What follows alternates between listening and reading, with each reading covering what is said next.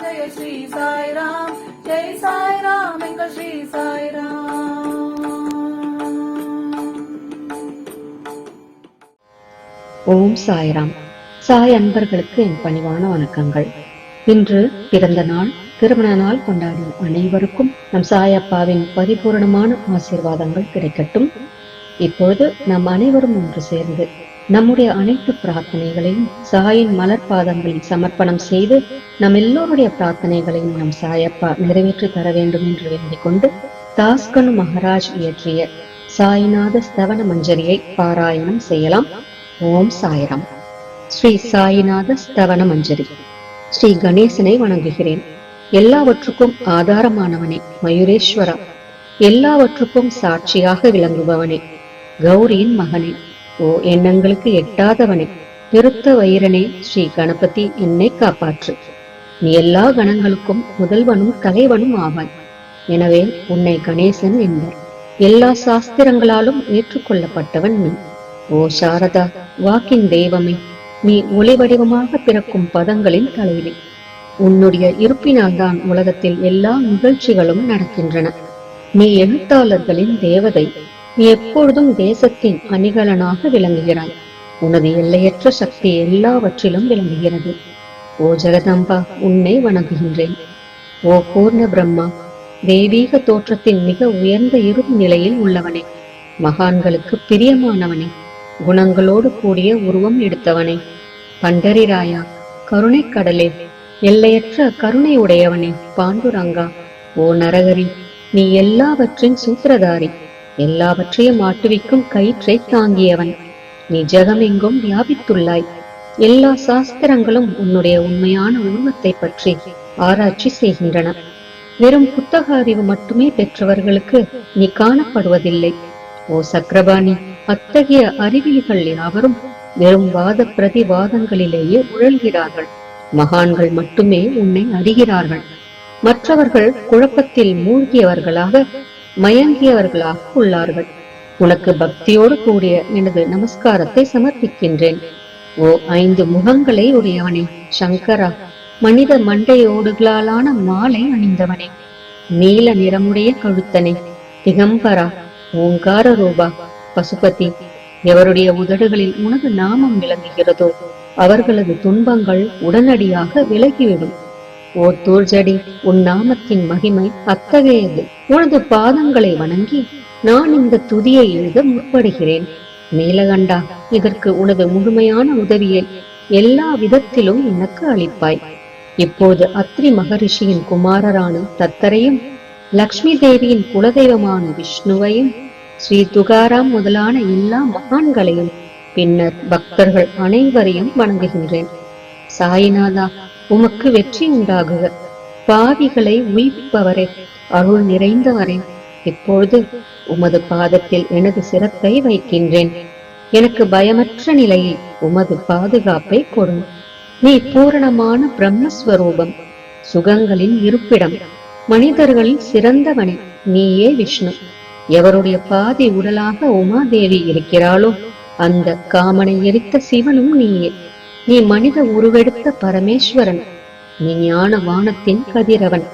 நீ கருணை கடல். நீ பிறப்பிறப்பாகிய பிணிக்கு மருந்து. நீ ஏழை எளியவர்களின் சிந்தாமணி. நீ உனது பக்தர்களை தூய்மைப்படுத்தும் கங்கா நதி. சம்சார கடலில் மூழ்குபவர்களுக்கு நீ ஓடம், அஞ்சுபவர்களுக்கு புகலிடம் நீ. இந்த பிரபஞ்சத்தின் மூல காரணமாக எந்த பரிசுத்தமான சைதன்யம் விளங்குகிறதோ ஓ கருணை கடலே, அது நீயே. இந்த பிரபஞ்சம் உனது ஒரு விளையாட்டு. நீர் பிறவியற்றவர், உமக்கு இறப்பும் இல்லை. நன்கு ஆழ்ந்து விசாரித்து பார்த்து இறுதியில் அடையப்பட்ட முடிவு இது. பிறப்பு இறப்பு இவை இரண்டும் அஞ்ஞானத்தினால் தோன்றியவை. ஓ மகாராஜா, நீர் அவை இரண்டினின்றும் கொஞ்சம் கூட பற்றற்றவராக உள்ளீர். நீர் ஓடியில் வெளிப்பட்டது என்றால் அது அங்கேயே தோன்றியதாக ஆகுமா? முன்பே நீர் நிரம்ப உள்ளது, உள்ளே இருந்து வெளியே வந்தது, அவ்வளவே. படுகையில் நீர் வந்தபொழுது அதற்கு ஓடை என்று பெயர் ஏற்பட்டது. நீரில்லாவிடில் அது வெறும் படுகையே. பெருகுவது வற்றி விடுவது பற்றி நீர் சற்றும் பொருட்படுத்துவதே இல்லை. நீர் படுகைக்கு கொஞ்சமேனும் முக்கியத்துவம் அளிப்பதில்லை. படுகை மட்டும் நீர் நிறைந்துள்ள போது பெருமை கொள்கிறது, நீர் வற்றும் போது மிகவும் வருந்தும் நிலையை அடைகிறது. மனித உடல் நீர் படுகை போன்றது. சுத்த சைதன்யமே பரிசுத்தமான நீர் ஊற்று. நீர் படுகைகள் எண்ணற்றவை. இருப்பினும் நீர் மட்டும் வேறுபடுவதில்லை.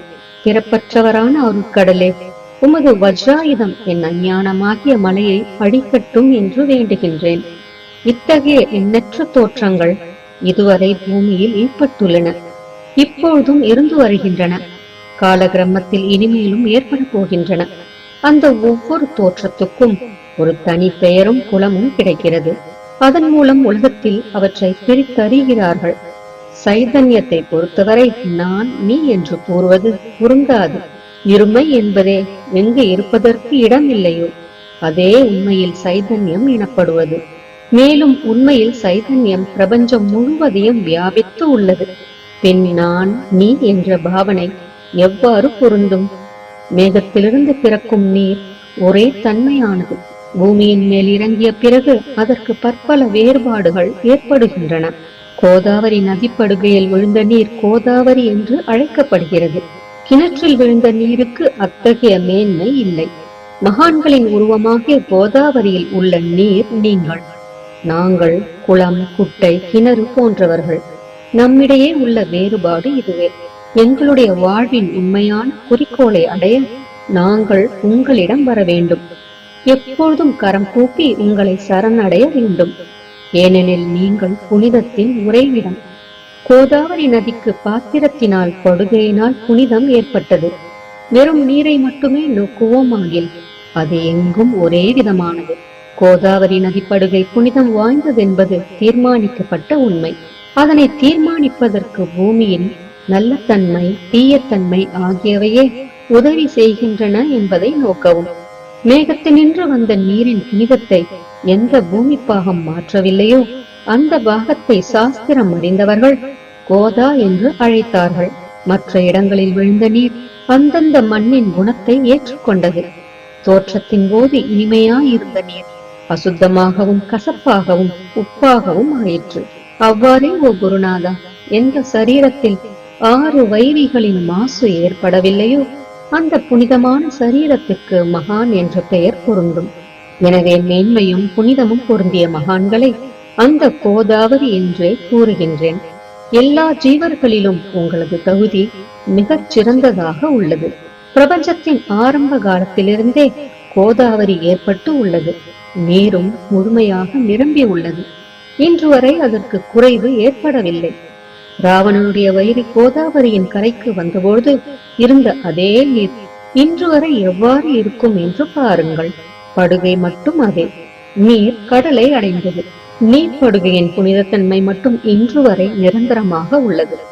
ஒவ்வொரு ஆண்டும் பழைய நீர் சென்று புதிய நீர் படுகையின் உள்ளே வருகிறது.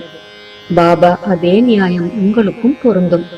ஒவ்வொரு நூற்றாண்டும் ஓராண்டை போலவும் அந்த நூற்றாண்டில் தோன்றிய சாதுக்கள் நீரை போலவும் அவர்களுள் மிக பெரிய மகான்கள் அலைகள் போலவும் உவமிக்கப்படுகிறார்கள்.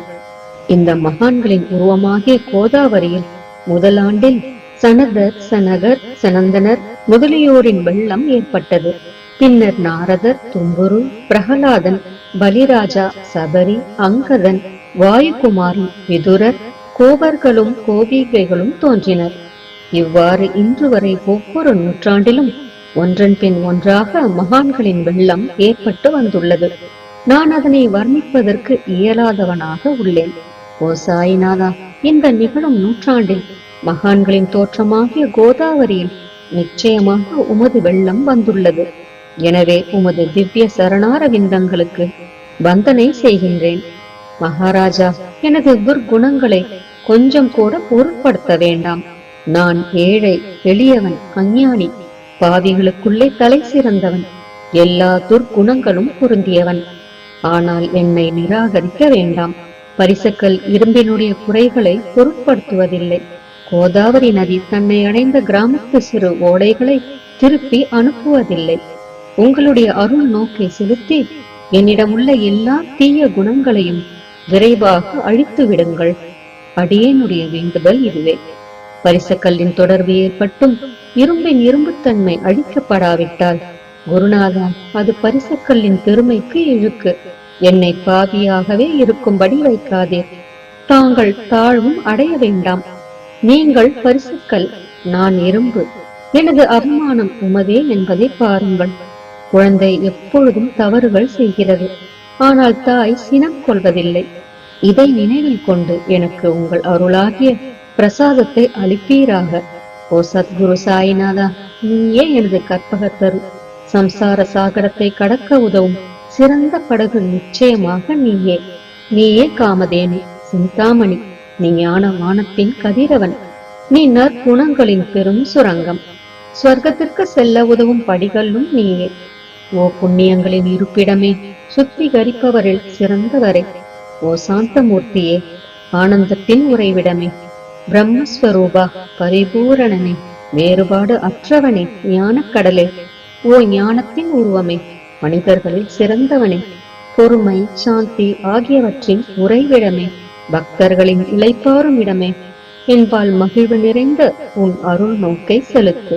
சத்குரு மச்சிந்திரரும் நீயே, மகாத்மா ஜாலந்தரரும் நீயே. நீயே நிவர்த்திநாதரும் ஞானேஸ்வரரும் ஆவாய். கபீர், ஷேக் முகமது, ஏசுநாதர் ஆகியோரும் நீயே.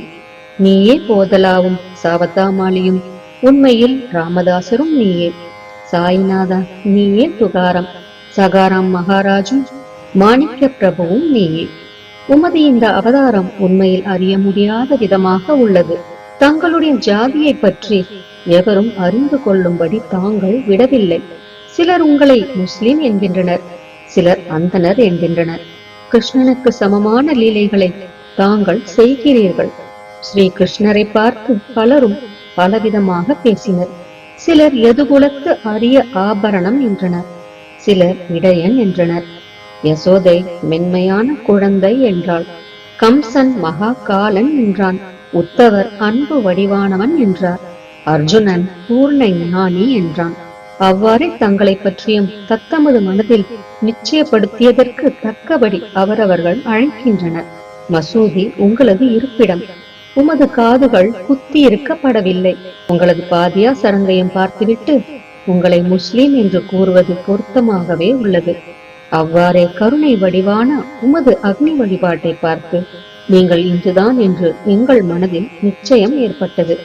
ஆனால் வெளி விவகாரங்களில் உள்ள இத்தகைய வேறுபாடுகளை தர்க்கவாதிகளே விரும்புவார்கள். உண்மையான ஞானத்தில் ஆர்வமுள்ள பக்தர்கள் அவற்றுக்கு முக்கியத்துவம் அளிக்க மாட்டார்கள். நீங்கள் பிரம்மத்தின் நிலையில் விளங்குகிறீர்கள். உங்களுக்கு ஜாதியும் கோத்திரமும் இல்லை. நீர் எல்லோருக்கும் குருமூர்த்தியாகவும் ஆதி காரணமாகவும் உள்ளீர். முஸ்லிம் இந்துக்களிடையே பகைமை ஏற்பட்டதால் அவர்களை ஒற்றுமைப்படுத்துவதற்காக மசூதி, அக்னி இரண்டையும் ஏற்று பக்தர்களுக்கு உங்கள் லீலையை காட்டினீர்கள். தாங்கள் ஜாதி மதங்களுக்கு அப்பாற்பட்டவர். நீங்கள் பிரம்மமே. உண்மையில் நீங்கள் அது தத்துவமசி. நீங்கள் உண்மையில் தர்க்கங்களுக்கு அப்பாற்பட்டவர். உங்கள் முன்னால் எவ்வளவோ தர்க்க விதர்க்கங்கள் நிகழ்ந்தன. அங்கே எனக்கு சாதாரண மொழிகள் எப்படி ஏற்படும்? ஆனால் உங்களை பார்க்கும் போது என்னால் மௌனமாக இருக்க முடியவில்லை. துதி செய்வதற்கு உலக வழக்கில் பதங்களே சாதனமாக உள்ளன. எனவே உங்கள் அருளாசியுடன் பதங்களால் என்னென்ன வர்ணனைகள் ஏற்படுகின்றனவோ அவற்றை எப்பொழுதும் செய்வேன். மகான்களின் தகுதி கடவுளின் தகுதியை விட வேறுபட்டதும் மிக உயர்ந்ததும் ஆகும். சாதுக்களின் அருகில் எனது உனது என்ற வேறுபாடுகளுக்கு சிறிதேனும் இடமில்லை. ஹிரண்ய கசிபுவுக்கும் ராவணனுக்கும் கடவுளை வெறுத்ததன் மூலம் மரணம் ஏற்பட்டது. இத்தகைய சம்பவம் ஒன்று கூட மகான்களின் கரத்தால் நிகழவில்லை. அரசன் கோவிச்சந்தன் ஜாலந்தரரை சாண குவியலில் புதைத்தான். ஆனால் அந்த மகான் மனம் வருந்தவில்லை. மாறாக அந்த அரசனை சம்சார சுழலிலிருந்து விடுவித்து அமரனாக செய்துவிட்டார்.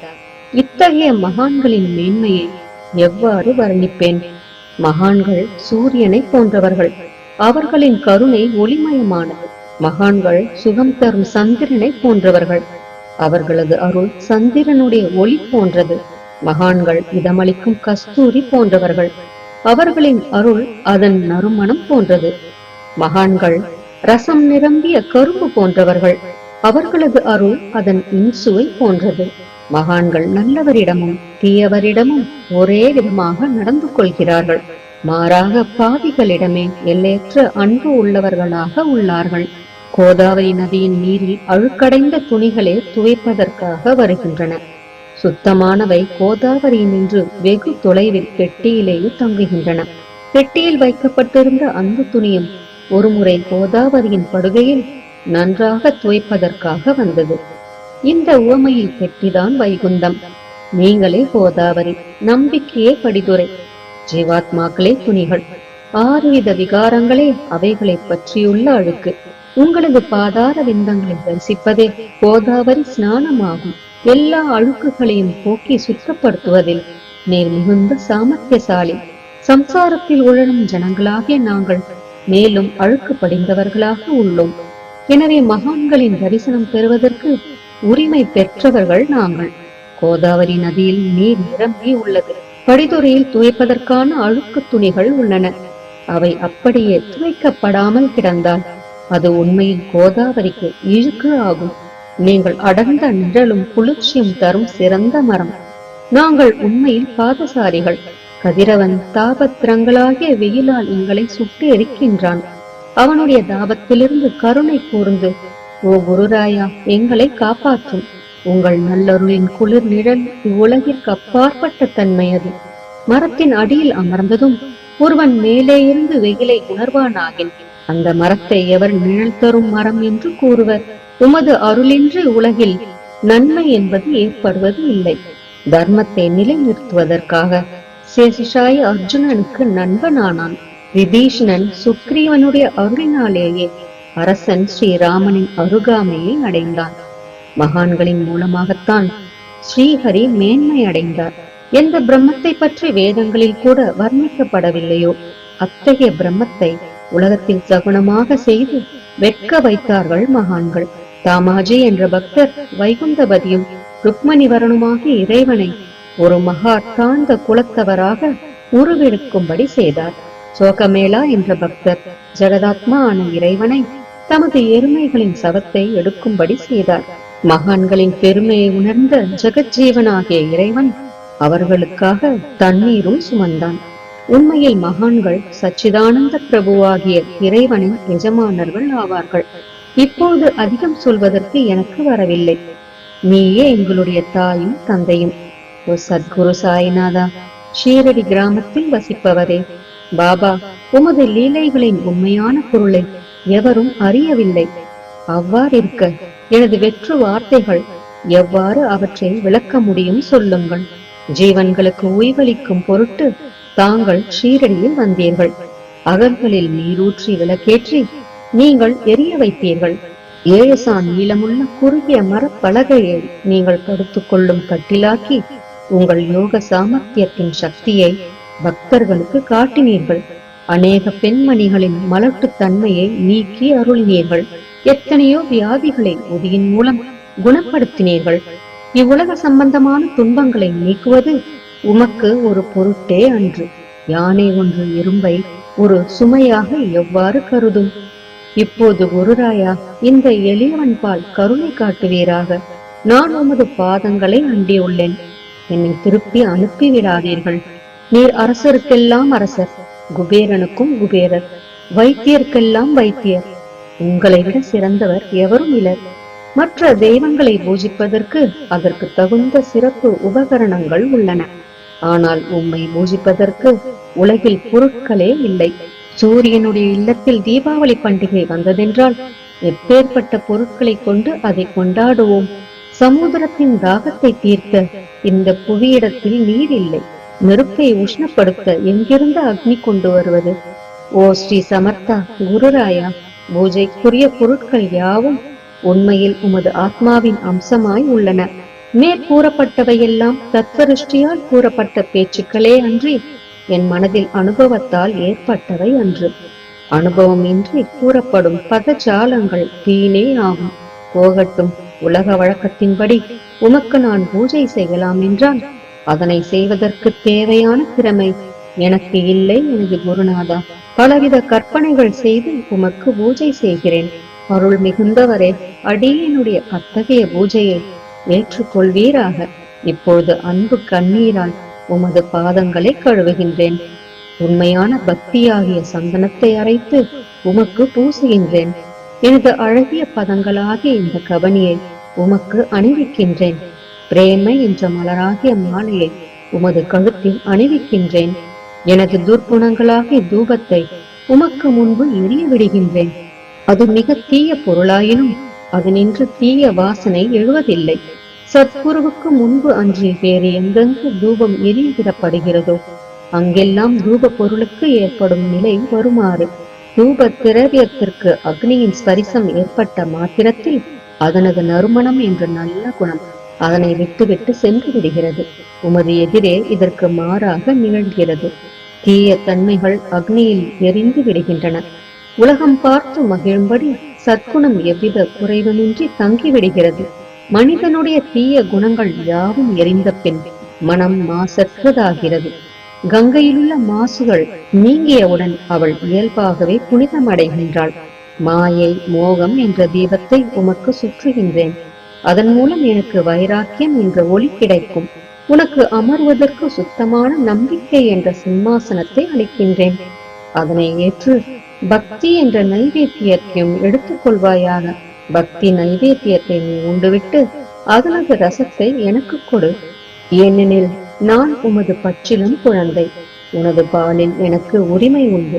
எனது மனதை உமக்கு தட்சணையாக அர்ப்பணிக்கின்றேன். அதனால் கர்த்தத்துவம் என்பது எந்த விதத்திலும் என்னிடம் இருக்காது. இப்போது பிரார்த்தனையோடு உனக்கு சாஷ்டாங்க நமஸ்காரம் செய்கின்றேன். ஓ புண்ணிய ஸ்லோகா சாய்நாதா, அதனை தாங்கள் ஏற்றுக்கொள்வீராக. பிரார்த்தனாஷ்டகம். சாந்தமான மனமுடையவரே, சிறந்த அறிவுடையவரே, சாய்நாதா, அருள் நிறைந்தவரே, கருணை கடலே, சத்திய ஸ்வரூபமானவரே, மாயையாகிய இருளை அழிப்பவரே, ஜாதி மதங்களுக்கு அப்பாற்பட்டவரே, சாதனையின் முடிவை அடைந்தவரே, எண்ணங்களுக்கு அப்பாற்பட்டவரே, கருணைக்கு உறைவிடமே, ஷீரடி கிராமத்தில் உறைபவரே, ஓ சாயிநாதா, என்னை காப்பாற்றும், என்னை காப்பாற்றும். ஞானமாகிய கதிரவனே, ஞானத்தை அளிப்பவரே, எல்லாவித நன்மைகளையும் செய்பவரே, பக்தர்களின் இதயத்தில் உலவும் அன்னமே, உமது பாதங்களை அடைந்தவரை காப்பவரே, சிருஷ்டி செய்யும் பிரம்மா நீ, காக்கும் தெய்வமான லட்சுமியின் கணவன் விஷ்ணுவும் நீயே, உண்மையில் உலகங்களையும் லயமடைய செய்யும் ருத்ரனும் நீயே. நீர் இல்லாத இடம் இவ்வுலகத்தில் எங்கும் இல்லை. சாய்நாதா, நீர் எல்லாம் அறிபவர், எல்லோரின் இதயத்திலும் உறைபவர். எனது எல்லா குற்றங்களையும் மன்னிக்க வேண்டுமென்று வேண்டுகின்றேன். பக்தியின்மை, சந்தேகங்கள் போன்ற அலைகளை விரைவில் நீக்குவீராக. நீர் பசு, நான் பச்சிலங்கன்று. நீர் சந்திரன், நான் சந்திரகாந்தக்கல். உங்கள் பாதங்கள் கங்கா நதியின் ஸ்வரூபமானவை. அவற்றை நான் பக்தியோடு வணங்குகின்றேன். இப்பொழுது உமது அடைக்கலம் அளிக்கும் அருள்மயமான கரங்களை எனது சிரத்தின் மேல் வைப்பீராக. எனது வருத்தங்களையும் கவலைகளையும் நீக்குவீராக. இந்த கணு தங்கள் பணியாளன். இந்த பிரார்த்தனாஷ்டகத்தை கூறி நான் சாஷ்டாங்க நமஸ்காரம் செய்கின்றேன். எனது பாவங்களையும் துன்பங்களையும் ஏழ்மையையும் உடனடியாக நீக்குவீராக. நீர் பசு, நான் கன்று. நீர் தாய், நான் குழந்தை. என் விஷயத்தில் மனதில் கடினம் கொள்ள வேண்டாம். நீர் மலையகிரியில் உள்ள சந்தன மரம், நான் முள்ளடர்ந்த புதர். நீர் புனிதமான கோதாவரி நீர், நான் பெரும் பாவி. ஓ குருராயா, உமது தரிசனம் ஏற்பட்ட பிறகும் என்னிடத்திலுள்ள துர்க்குணம் என்ற மாசு அவ்வாறே தங்கி இருக்குமாகில் உம்மை சந்தனம் என்று எவர் கூறுவர்? கஸ்தூரியின் அண்மையை அடைந்த மண்ணும் உயர்வாக மதிக்கப்படுகிறது. மலர்களின் அண்மையால் நாரும் தலையில் உயர்ந்த இடத்தை பெறுகிறது. மகான்களின் தன்மையும் இத்தகையது. அவர்கள் எந்தெந்த பொருட்களை ஏற்றுக்கொள்கிறார்களோ அவற்றை உயர்ந்த நிலைகளில் அடைவிக்கிறார்கள்.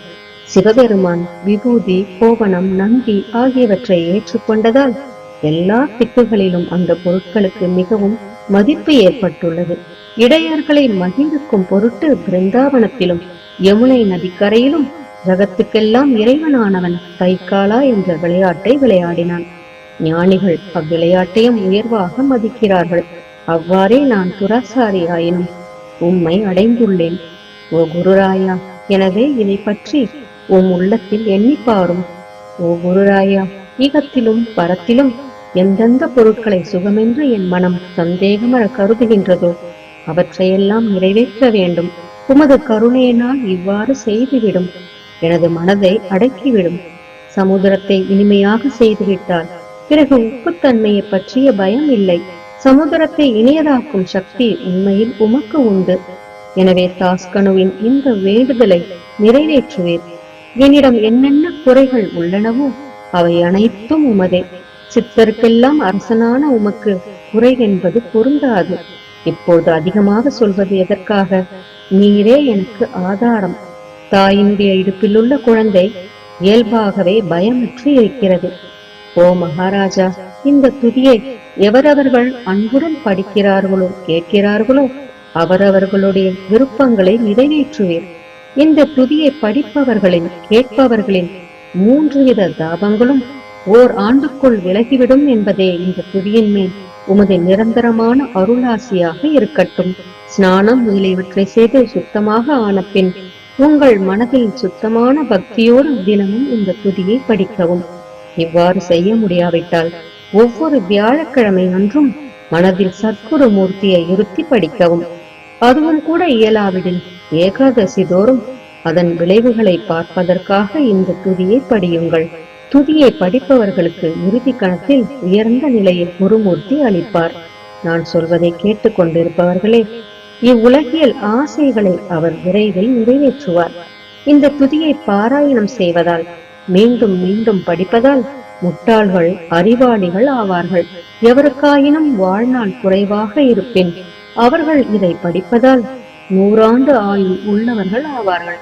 இந்த துதியை படிப்பதால் செல்வத்துக்கு குறைவு இருந்தால் குபேரன் அவர்களது இல்லத்துக்கு வந்து பணி செய்வான். இது சத்தியம் என்று மும்முறை உரைக்கின்றேன். சந்ததியற்றவர்களுக்கு இந்த துதியை படிப்பதால் குழந்தை செல்வம் கிட்டும். இதனை படிப்பவர்களின் ரோகங்கள் முற்றிலும் நீங்கிவிடும். தினந்தோறும் இந்த துதியை பாராயணம் செய்வதால் பயமும் கவலைகளும் நீங்கிவிடும். மதிப்பும் மரியாதையும் உயரும். அழிவற்ற பிரம்மத்தை உணர்வார்கள். ஓ அறிவாளிகளே, உங்களது மனதில் இந்த துதியை பற்றி நம்பிக்கை கொள்ளுங்கள். தர்க்கங்கள், தவறான எண்ணங்கள் ஆகியவற்றுக்கு கொஞ்சம் கூட இடம் கொடுக்க வேண்டாம். ஷீரடி சேஸ்திரத்துக்கு யாத்திரை செல்லுங்கள். பாபாவின் திருவடிகளை மனதில் இருக்குங்கள். அவர் அனாதைகளின் உறவினர்.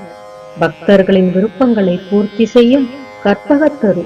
அவருடைய பேராணையினாலேயே இந்த துதியை எழுதினேன். இல்லாவிடில் பாமரனாகிய என்னால் இத்தகைய படைப்பு எவ்வாறு ஏற்பட முடியும்? சக ஆண்டு 1840 பாத்திரபதம் மாதம் சுத்தபட்சத்தில் கணேச சதுர்த்தி திதியன்று திங்கட்கிழமை 2வது பிரகரத்தில் புனிதமான நர்மதா நதி தீரத்தில் உள்ள மகேஸ்வரர் என்ற சேஸ்திரத்தில் ஸ்ரீ அகல்யா தேவி சன்னதியில் ஸ்ரீ சாயிநாத ஸ்தவன மஞ்சரி நிறைவடைந்தது. மகேஸ்வரம் என்ற புகழ்பெற்ற சேஸ்திரத்தில் இந்த துதி நிறைவடைந்தது. ஸ்ரீ சாயிநாதர் என் மனதில் புகுந்து ஒவ்வொரு பதத்தையும் என்னை கூற வைத்தார். தாமோதரன் என்ற சீடன் இந்த துதியை எழுதினான். தாஸ்கனுவாகிய நான் எல்லா மகான்களுக்கும் பணியாள். ஸ்ரீ சாயிநாத ஸ்தவன மஞ்சரி சம்சார சாகரத்தை கடக்க உதவட்டும். ஓ பாண்டுரங்கா, இதுவே தாஸ்கனுவின் பக்தி மிகுந்த பிரார்த்தனை. ஓம் ஸ்ரீ சச்சிதானந்த சத்குரு சாய்நாத் மகாராஜுக்கு ஜெய். ஜெய் சாய்ராம். நம் சாயப்பாவின் பரிபூரணமான ஆசீர்வாதங்கள் எல்லோருக்கும் கிடைக்க வேண்டும் என்று நான் மனதார பிரார்த்தனை செய்கிறேன். அனைவரும் எல்லா நலன்களையும் பெற்று மிகவும் சிறப்பான, மகிழ்ச்சியான, நிம்மதியான, ஆரோக்கியமான வாழ்க்கை வாழ நம் சாயப்பா நம் அனைவரையும் ஆசீர்வதிக்கட்டும். ஜெய் ஜெய் சாய்ராம். ஜெய் சாய்ராம், எங்கள் ஸ்ரீ சாய்ராம். ஜெய் சாய்ராம், ஜெய ஸ்ரீ சாய்ராம்.